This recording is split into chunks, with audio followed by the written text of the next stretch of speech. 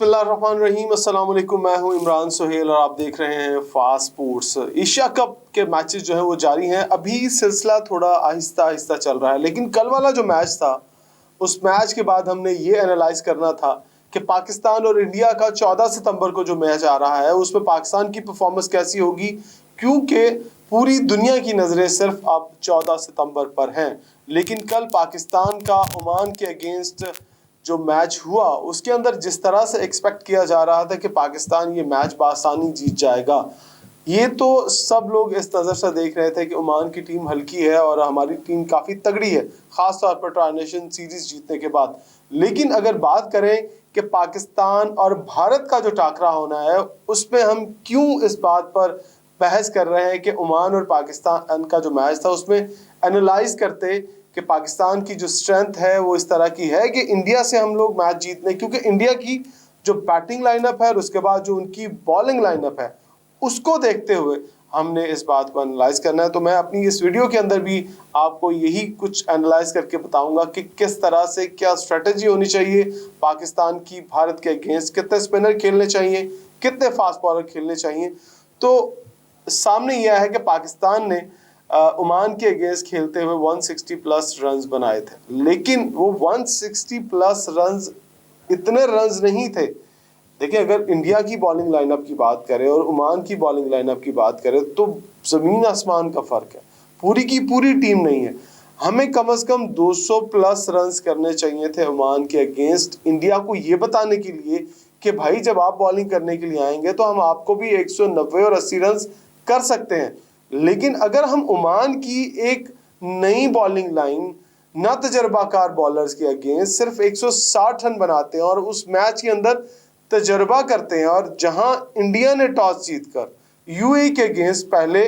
Bowling को prefer किया था, उन्होंने बैटिंग प्रैक्टिस को प्रेफर नहीं किया था, उन्होंने एक go for the kill plan बनाया था और उसी प्लान के साथ वो गए थे। सो पाकिस्तान को भी करना चाहिए था कि अगर टॉस जीता था तो भाई टॉस जीतकर पहले करते बॉलिंग। जिस तरह आपने ओमान की टीम को 67 रन पर आउट किया है, तो आप पहले बॉलिंग करते और पहले बॉलिंग करते हुए 50 के ऊपर आउट कर लेते, और फिर उस रन को चेज करने के लिए आप उसी तरह जिस तरह इंडिया ने किया था आप भी जाते उसको चेज करने के लिए, 5 ओवर के अंदर 6 ओवर के अंदर चेज करते और एक धाक बैठाते इंडिया के लिए कि भाई तुम तगड़े हो तो हम भी तगड़े होकर आए। सो पाकिस्तान की टीम ने कल एक जो गलती की, मुझे अब तक की वो बड़ी गलती लग रही है एशिया कप में, और इसका खमियाजा आपको पूरे एशिया कप में नजर आएगा। वो ये है कि आपने मोहम्मद हारिस का बैटिंग ऑर्डर एकदम से शिफ्ट करके 6 नंबर से उसको ले आए हैं 3 नंबर के ऊपर,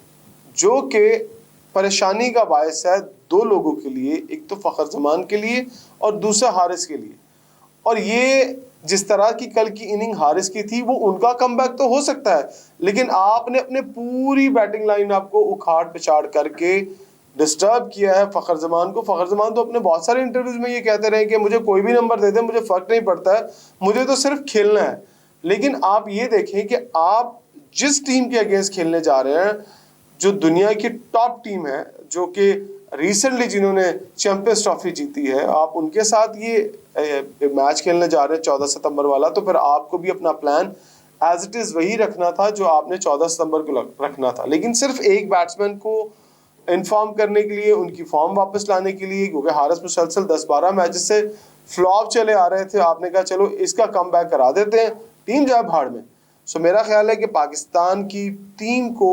14 सितंबर को इंडिया के अगेंस्ट अगर मैच जीतना है, और मुझे उम्मीद है, मेरी दुआ है, मेरी ख्वाहिश है, तमाम पाकिस्तानियों की भी ख्वाहिश है कि पाकिस्तान इंडिया के खिलाफ ये मैच जीत कर जो स्कोर है वो 6-0 की बजाय 7-0 करे। आपको याद है ना मैं क्यों कह रहा हूँ 7-0? 6 राफेल डालने और 14 को जो मैच हो रहा है वो 7वीं शिकस्त उनके खाते में हमने ये डालनी है। सो अब स्ट्रेटजी क्या होगी? स्ट्रेटजी होनी चाहिए कि पाकिस्तान को टॉस जीत कर क्या करना। अगर मैं दुबई की कंडीशंस को देखूं और अपनी टीम की परफॉर्मेंस को देखूं तो मैं यही कहूँगा कि हमें टॉस जीतना है और टॉस जीतकर पहले बॉलिंग करनी है, और पहले बॉलिंग करते हुए हमें इंडिया की टीम को 120-130 तक आउट करना है हर हाल के अंदर। अगर 120-130 तक कर लेंगे तो आपकी बैटिंग लाइनअप जो है, अगर तो आपको स्टार्ट अच्छा मिल जाता है तो फिर तो आप इस रन्स को चेज करते हुए 17-18 ओवर में जाकर चेज कर सकते हैं। लेकिन अगर इंडिया पहले खेलता, खुद ये डिसाइड करता है, तो वो अगर आपकी बॉलिंग के अगेंस्ट खेले तो उसकी ये ख्वाहिश होगी कि वो 170-160 रन करे ताकि आपको और दबाव में लेके आए। अगर आप पहले बैटिंग करते हैं तो पाकिस्तान को कितने रन्स करने चाहिए? पाकिस्तान को कम अज कम 160-70 रन पाकिस्तान को भी करना है, क्योंकि इंडिया अगर दोबारा बैटिंग करने आता है तो ये याद रखिएगा, अगर आप सेकंड टाइम पे बॉलिंग करेंगे तो सेकंड टाइम पे ड्यू फैक्टर जो कल नजर आया मैच के अंदर, उसका बहुत बड़ा इफेक्ट है। आपके ट्रम्प कार्ड जो थे वो जिस तरह से बॉलिंग कर रहे थे, आपको भी पता चल गया कि कल इब्रार की लाइन ऑफ लेंथ क्या थी, सुफियान मुकीम की लाइन ऑफ लेंथ क्या थी, मोहम्मद नवाज की लाइन ऑफ लेंथ क्या थी, और कल जो विकेटें हासिल की हैं, शाहीन ने भी विकेटें हासिल की हैं और फ़हीम ने भी 2 विकेटें हासिल की हैं। तो मुझे ये लगता है कि अगर फास्ट बॉलर विकेटें हासिल करके कल गए ओमान के मैच में, तो आपको स्पिनर्स के ऊपर ज़्यादा रिलायबल आपने होना है, क्योंकि ये वो पिच बनाई गई हैं दुबई के अंदर। ये रवायती तौर पर तो स्क्वायर राइट और लेफ्ट वाला जो होता है वो रफ होता है, लेकिन इस बार देखने में ये आ रहा है कि दोनों राइट और लेफ्ट के जो एरियाज हैं वो काफ़ी ग्रीन एरियाज हैं, और जब ग्रीन एरियाज राइट और लेफ्ट पर होते हैं तो आपको वहाँ पर स्पिनर्स को बॉल रफ जल्दी नहीं मिलता है, बल्कि उल्टा ड्यू ही उसके ऊपर फैक्टर पड़ा होता है। मैंने कल वाली पिच के अंदर ये देखा है कि आपका राइट और लेफ्ट वाली जो मैच पिचेस हैं उनके ऊपर भी हल्का हल्का ग्रास है। भले ही वो मैच से पहले उसको ख़त्म कर देंगे, लेकिन वो स्पिनर के लिए नुकसानदेह है। और इंडियन स्पिनर्स और ओमान के स्पिनर में ज़मीन आसमान का फ़र्क है। हमने कल देखा कि पाकिस्तानी बैट्समैन जो थे वो भी फंस कर खेल रहे थे ओमान के स्पिनर्स को, तो बड़ी मुश्किल से हमने 160 किया है। एक वक्त ऐसा लग रहा था कि पाकिस्तान शायद 180-190 तक चला जाए, लेकिन आपका मिडिल ऑर्डर आकर जब ख़ास तौर पर हसन नवाज की बात करें तो उन्होंने पूरा ओवर डॉट किया एक स्पिनर का। फिर वो जब फास्ट बॉलर आए तो of side the off stump बहुत बाहर बॉल था लेफ्ट आर्म फास्ट बॉलर का, उसको खेलते हुए वो बाउंड्री पर कैच आउट हो गए। सो बेस्ट ऑफ लक है पाकिस्तान के उन प्लेयर्स के लिए जो फॉर्म में नहीं है वो फॉर्म में वापस आए, और ख़ास तौर पर मेरी सलमान अली यादव को यही एक तजवीज़ होगी, और आप लोग भी शायद इस बात को के ऊपर एग्री करेंगे कि हमें अपना बैटिंग ऑर्डर जो है वो नहीं चेंज करना है। अगर आप माजी की परफॉर्मेंस भी देख लें तो 1 डाउन के ऊपर खेलते हुए ही फ़खर जमान ने इंडिया के अगेंस्ट सेंचुरी रन की हुई है, अच्छी बैटिंग की हुई है।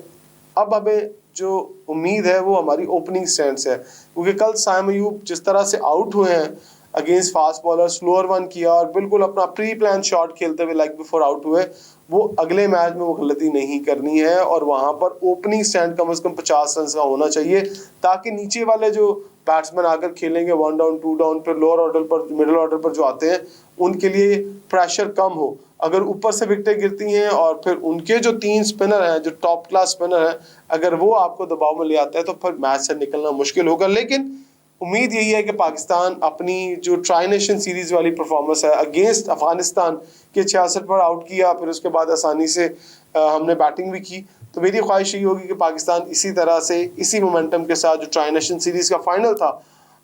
उसके साथ आए और इंडिया को जो 14 तारीख वाला मैच है वो आसानी हराए। लेकिन आज वाला मैच भी बड़ा इंपॉर्टेंट है, श्रीलंका और बांग्लादेश का, जो कि ग्रुप बी के अंदर बड़ा डिसाइसिव मैच होगा, क्योंकि इन दोनों टीमों ने, अगर फर्ज करें बांग्लादेश अगर मैच जीतता है तो बांग्लादेश के टॉप 2 में जाने के चांसेस बहुत अच्छे हो जाएंगे। अगर मैच हारता है तो फिर बांग्लादेश को अपना जो तगड़ा मैच है अफगानिस्तान के अगेंस्ट वो जीतना है। श्रीलंका को पहली जीत लाजमी चाहिए, क्योंकि बांग्लादेश अपनी जीत जो है वो हासिल कर चुका है। सो देखते हैं कि आज के मैच का रिजल्ट क्या होगा। फिर 14 को कल जब पाकिस्तान और इंडिया आमने सामने होंगे, लोगों की दिलों की धड़कन और बाकायदा तौर पर ख़ास प्लान करके बहुत सारी फैमिलीज इस मैच को देखती हैं और उनकी ख्वाहिशात जो हैं वो ख्वाहिशात पूरी हों और पाकिस्तान इस मैच को जीत कर जस्ट टॉप 4 के अंदर जाए और वहाँ पर भी इंडिया को हराए। एक साइकोलॉजिकल एडवांटेज ज़रूर दोनों टीमों में से किसी न किसी को मिलेगा जो भी इस मैच को जीत कर आगे जाएगा। इजाज़त दीजिएगा, अल्लाह हाफ़िज़।